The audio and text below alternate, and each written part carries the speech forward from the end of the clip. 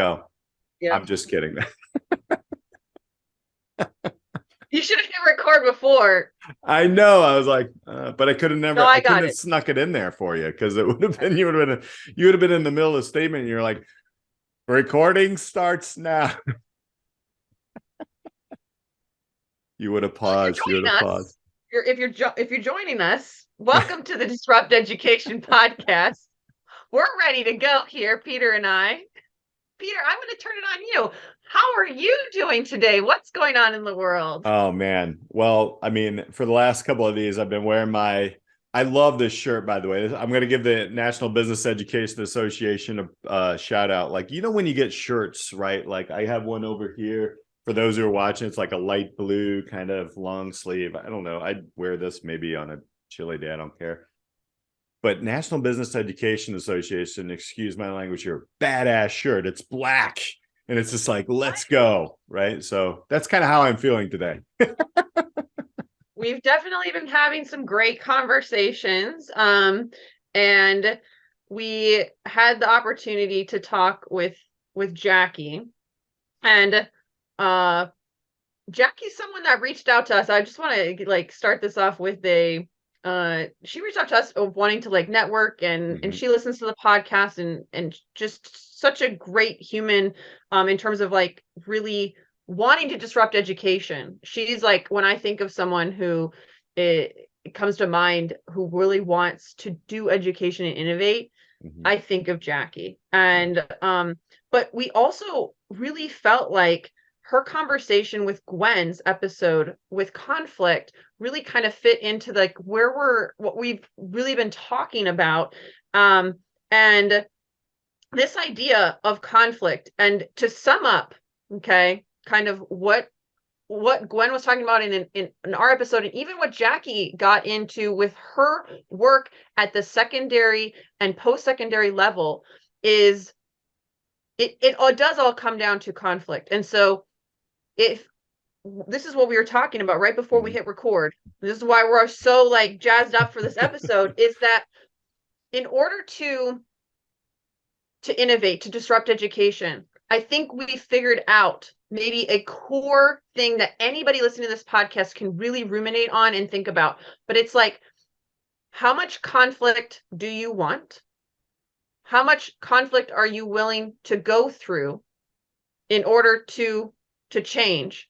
Because that is going to determine how much you are willing to innovate and disrupt education. Is how much conflict are you willing to go through and not circumvent, that you're going to try and work through, and that is going to limit your ability to innovate. Because if you're not willing to change, but what is change really coming down to? It's embracing the conflict that you're going to have to go through in order to get to the other side. I would have never got that out again, because we were conversating about this before the podcast. It was quite well, we were laughing because I was like, if I'm not recording, and then you actually go even more eloquent and say it even better. Alli, you're awesome. So that you hit it on the head there. So kind of, going into that, how far are you willing to go? Well, if you heard the last podcast here, Jackie's willing to write a dissertation on this. So that's what I think, I personally loved about, her journey and what she's doing, off camera, and off, as we were having our conversations to set up that podcast. What I love about the authenticity of Jackie is she was just like, I don't even know if this is going to work, but she has the audacity to try. And I know it's going to work because Jackie, we told you at the end of the podcast, but that was, to me, just straight up kick ass. Like, if you're going to go do this, if you're going to go find conflict, she just basically brought two people together, two entities together that don't see eye to eye and actually somewhat point the finger at each other sometimes, like high school, secondary, and post-secondary educators. So that, to me, I was like, that's fireworks. She's a bridge builder. I really do see that.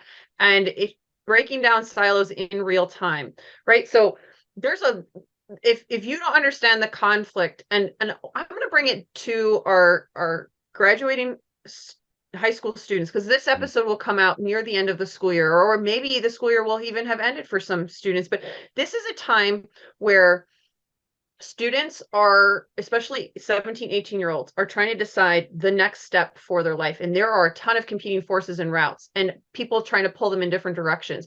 And it seems like at the time that the decision that you make, whether you go to a community college, a traditional four-year university, or you go into the workforce, or you go to a trade school, it feels like that decision is going to dictate the rest of your life. And people bring a lot of conflict and a lot of opinion to your route. And it can seem like, oh, I have to choose right, or like I'm going to mess up the rest of my life. I can't tell you how many kids I had to mentor and like kind of walk back away from the cliff, back away. You are not going to fall, and like this isn't going to determine everything, but it can feel that way. And that is honestly how a lot of, you know, the routes are kind of culturally talked about. And so you feel like you have to choose, and that determines the rest of your life.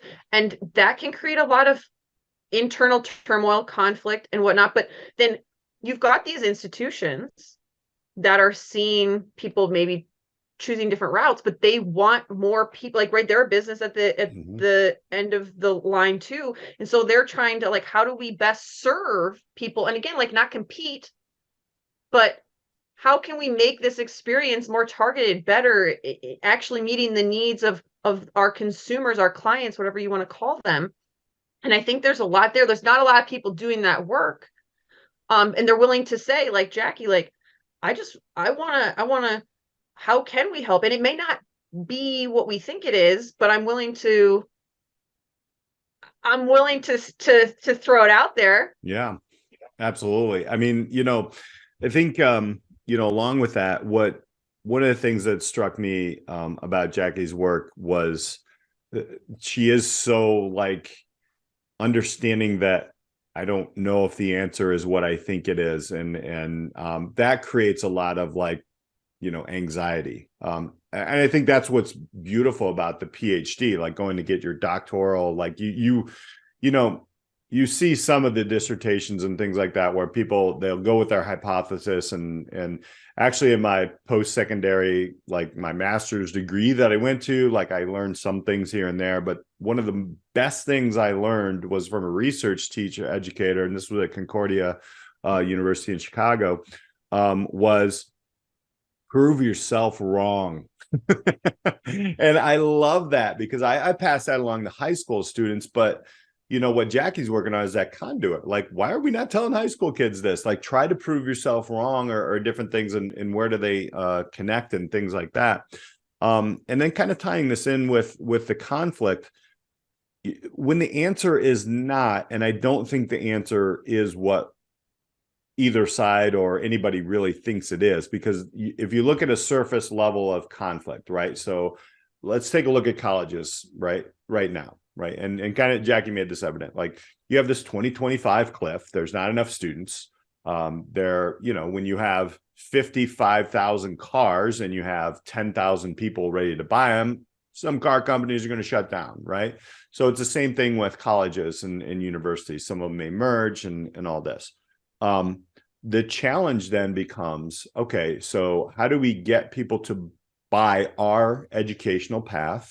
Right.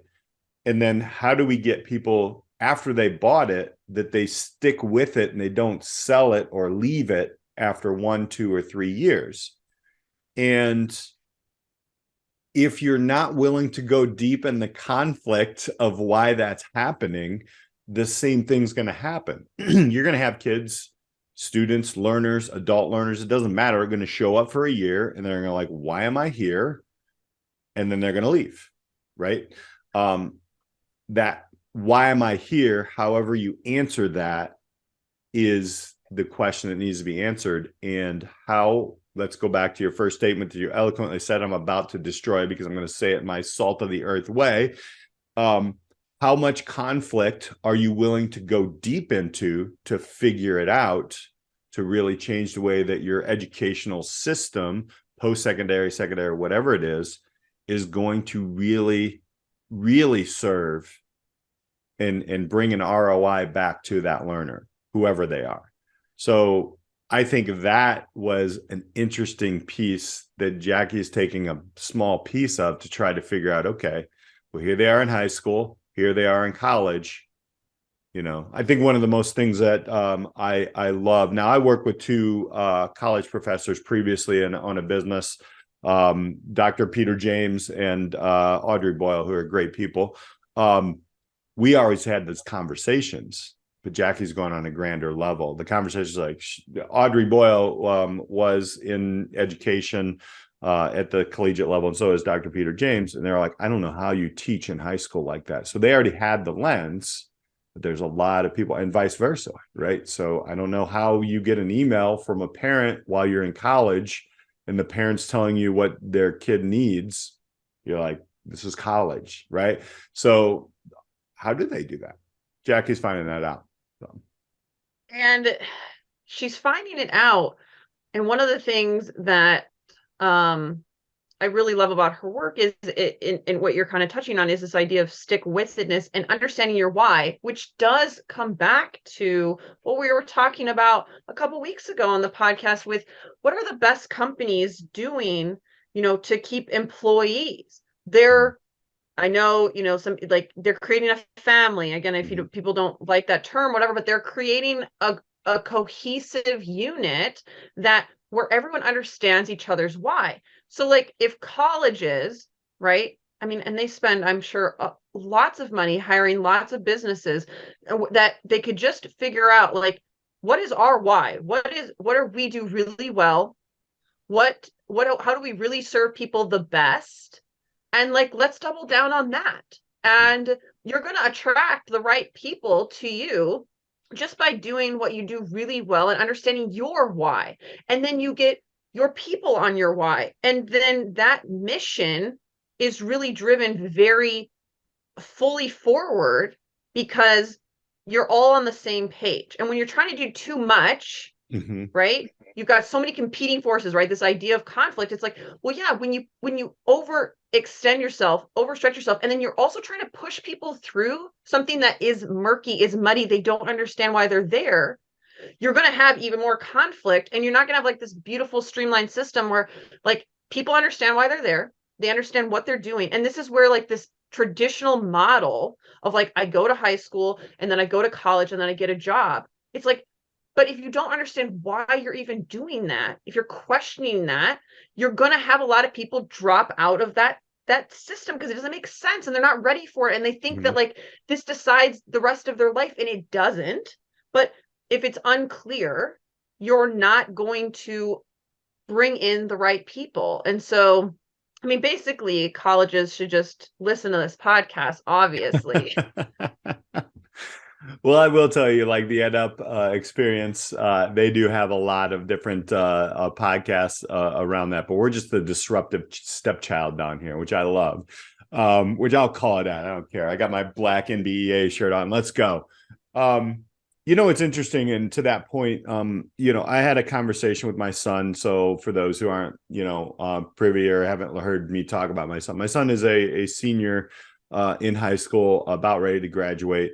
And there's a couple things I wanted to state about him, to your point of, the culture of people saying things and where your kid's going. My kid is proudly going to junior college next year. There are consequences, good and bad, from that. I'm good with it, right? So the first thing is we thought that there was a GPA limit to where he could get past it and get a lot of money or a lot of free ride at this junior college. Well, we miscalculated that. And notice I said we, because I'm going to take accountability as a parent as well. And it's not. And it was a $5,000 mistake, right? Okay, right? There you go. So I think that's one thing that you have to understand. What is the communication there? How do you make it evident? So if you're a college or university, maybe that was my fault. Maybe it wasn't my fault. I don't know. Like I will take accountability. I'm the adult here and I should have dove in, but hey, what if like a kid really needed that, we're able enough to do that. So that's one point. Second point is, when you tell people your kid is going to Triton College, which is right here on the northwest side of Chicago, but they're like, oh, well, the trades are good. And I'm like, so what I do is I go back down into collaboration. I'm like, well, let me help you understand. Like, yeah, he could go that route there, and they have very good programs. They also have a very good microbiology program, and they also have programs that will set him up for if he wanted to become a doctor or a lawyer.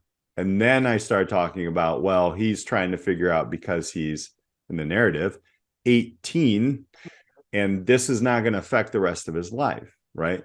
So that's where I'm just conversating, and people just kind of start thinking, right? And that's fine. Like, I get it. Not everybody's thinking about this. It's just like they're just going to go with the flow. They have other things going on. So that's the second thing. But there's a third thing here as well. And this is a conversation I had with my son recently. I overheard, I was just in a dance thing with my daughter. There'll be videos out there. I am definitely not a great dancer, but hey. And kudos to dance programs across the United States and the world who are educating youth in that. Unbelievably eye-opening.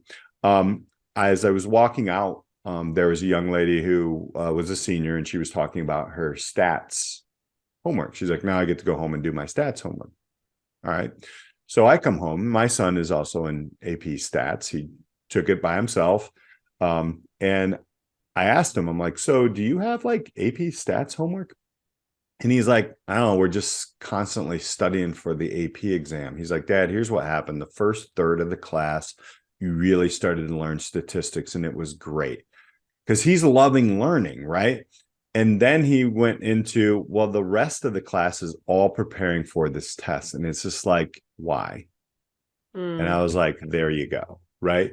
So when people learn their why, like, and I feel bad, like, because he really is interested in stats. He's not that interested in a 4 or 5 on the AP test or using it for college or whatever. He wants to know stats. Does it fit into my automotive engineering, my electrical engineering things that I'm thinking about doing right now? And I think that just sucks. I just think it sucks. So conflict.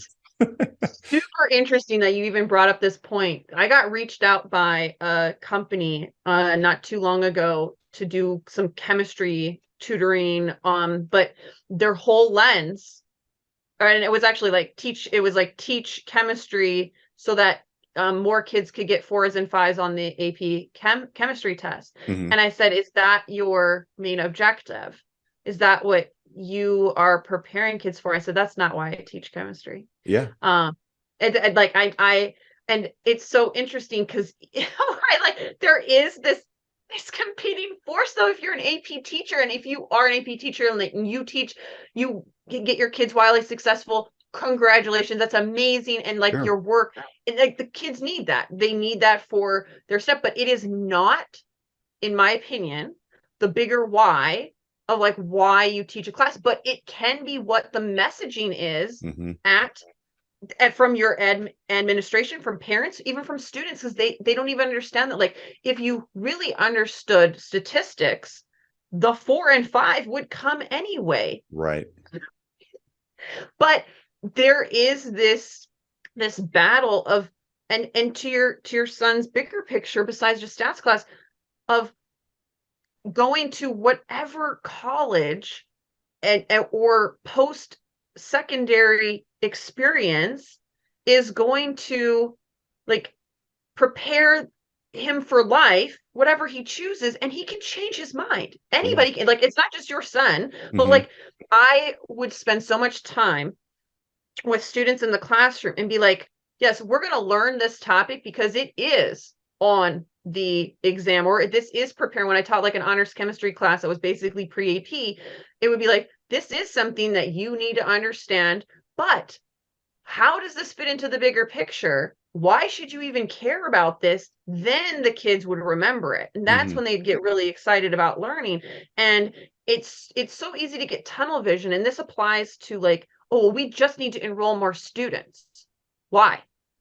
Like, No. what are you, why? Money. I mean, I know it is money. It does come down to Yeah. that. But if you peeled that back, Right. and really figured out, you don't get so tunnel vision on the money. You Mm-hmm. can then see like more opportunities, because when you are trying to get people in and it's not authentic, you're really wasting your money, because they're going to leave anyway. Or like your Right. son is maybe more disengaged with the class, whereas before he was really into the class because it Mm-hmm. was about the learning, and there was a deeper why Yeah.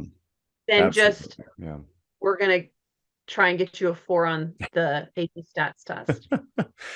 Yeah, exactly. I think it comes back to, and we could go all the way back to Stephanie Short with durable skills and like understanding who you are and how does this all fit into who, like, what are you bringing to the table? What are you as a student bringing to the table?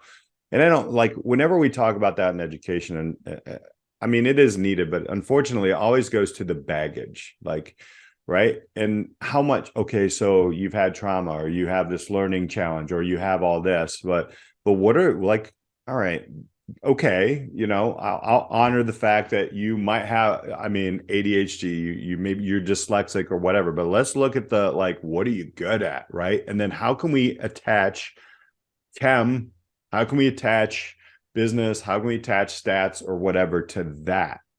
And I think that's one of the learning models that we're figuring out how to do is, these micro internships. And we talk about micro schools, but one of the things that the team where I'm working at is starting to build is classrooms where there's micro internships and there's choice in there. So it takes a lot. We're talking about breaking down community and bringing in professionals to do 1 week internship. You guys want to learn from a target market. You want to learn from high school students, or high school students want to learn, what is it? What's a forensic accountant? Like, how can we create these micro internships to where a kid does something, but the student has to actually step up and do a first project. It's kind of like this realm where they do a first project. And if they kind of goof off and are like, whatever, well, then they're going to do mock stuff. They're not going to do real internships. So we'll give them, that, but the opportunities, because I think that we are missing consequences. And we used to tag consequences with just a grade, but that's not working anymore. Kids understand that. So I think, like, in real situations and real opportunities, if we find out, we break through the conflict of why a student isn't working hard or just not there, or whatever that is, or even, educators, and then we start attaching it to their why. I think, to your point though, we have 120 students every day. I mean, is that possible in about 90 days to find a why, to really start pushing into and understanding, what our curriculum and how it connects to their why, and then do that, and then make a project or 2 or 3 projects, and then have them self-reflect and assess it all in 90 days. I mean, this is what you're asking educators to do, right? So there's a conflict. Good. All right. We have an opportunity. Now we just pulled back. And I think that's what we're doing. And going back to Jackie, she's pulling the curtain to the side for both of these entities from step to this step, or possible steps. So secondary to post-secondary. And, what I love about what she's doing, again, is the fact that she's not taking the entire system on, right? She's just taking this step to this step. And I think we need more people to do these, and then get everybody together, and let's start making things happen. So let's break down those silos. To Jackie's work and with her dissertation, which I can't wait until, it comes out in August. Jackie, yeah. I know you're listening, Right. so go for She that said August October, but we're deadline. pushing her to August. But It'll be really interesting what kind of comes out of that work, and just these, it does come down to these students, and really focusing on them, and what how can we change the educational models and the routes and the messaging and all of that, so that they can feel empowered to make the best decision for themselves, and then give them the resources to do it. Because to your point, right, like figuring out someone's why and having an organization get on the same timeline, that is work that does require time, in order, and it comes back to this idea of like, right, like how much you're willing to innovate is how much conflict you're willing to like go up against and then work through. And if you're not, that's going to limit your abilities to create change and innovate. And that's true at any level. Like you can take that and apply that to so many things. Like if your son, right? Like if he's happy with his decision and everything, like that's his path is going to lead him there. But where his limit is how much conflict and is he willing to kind of go up against. And then if you're a teacher, if you're an admin, if you're a parent, if you're a college, somewhere in the college sphere, if you're a business, it's like that's gonna push your limit for how much you're willing to change, is how much you're willing to kind of work through all of that. Yeah. And people like Jackie are doing that work, and they're doing that work in really authentic and meaningful ways that are bringing people together through it. And that's what we need more of. Yeah, absolutely. And that, for AP teachers out there, I don't want to discount this, right? Like, I just want to let you know, because I know the pressures that are put on AP educators. You have got to get so many, numbers and things like that. And without, like, people don't even understand. And I know a lot of administrators, a lot of parents don't understand the conflict that goes with that. So I don't want to discount, like, if you're teaching to a test, I get the pressures there. So I don't, but I think there is that 100%. conversation to be had. Like you said, Alli, like if you just really teach it as much as you can to the student and try to connect, this is why, you're going to get the numbers anyway. So, but I get it, right? There's a fear factor there. So, yeah. So I don't know. I think you just dropped a final comment there. I don't know. Like that was pretty solid. So do you have any other things that, to wrap this up? Because, Jackie, if you haven't heard Jackie's episode, go back to it. But yeah, do you have any like final thoughts? Final thoughts. Final thoughts. Well, since we turned this around, I gave my final thoughts. So Peter, what are your final thoughts?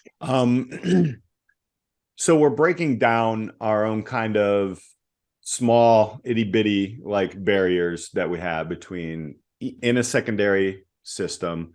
Now we've also talked about the barriers or the conflict between secondary and post-secondary entities. Specifically, this one was more on the college part, but there's all different kinds of them evolving, which is very interesting.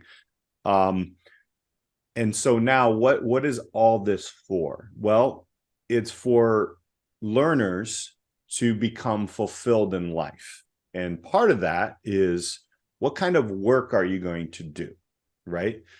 So where do we go from here? Well, we talk to people involved with employees, employers, work, areas of work. And we're going to dive into that. And you're going to hear a little bit about like the end product, successful and not, and we're going to roll it back. So our upcoming guests are going to be in that kind of section of the learning journey. But it is all muddled. I keep going back to Gwen's like yarn, man. It's your yarn is not going to be the same as somebody else's yarn, and you put it all in there. There is no one path. And, but there are some common themes here when we talk about, like what you said, conflict. How much are you willing to go up against to make change? And I think that's the end of it. That's the period there on this episode. So that's great. Perfect. Okay, I'm gonna try and sign us out here. You're good at it. Mixing it up. For Peter Hostrawser, And I'm Alli Privitt, and we'll see you next week on Disrupt Education.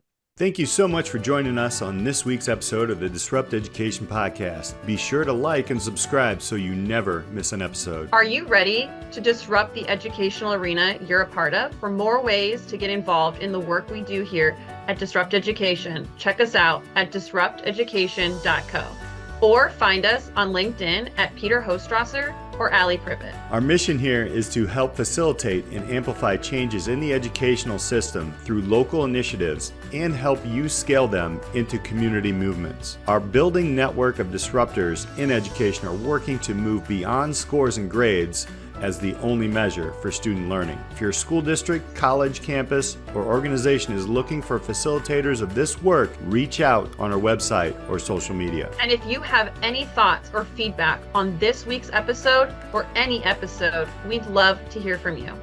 Until next time, keep pushing the boundaries, taking risks, and most importantly, disrupting education.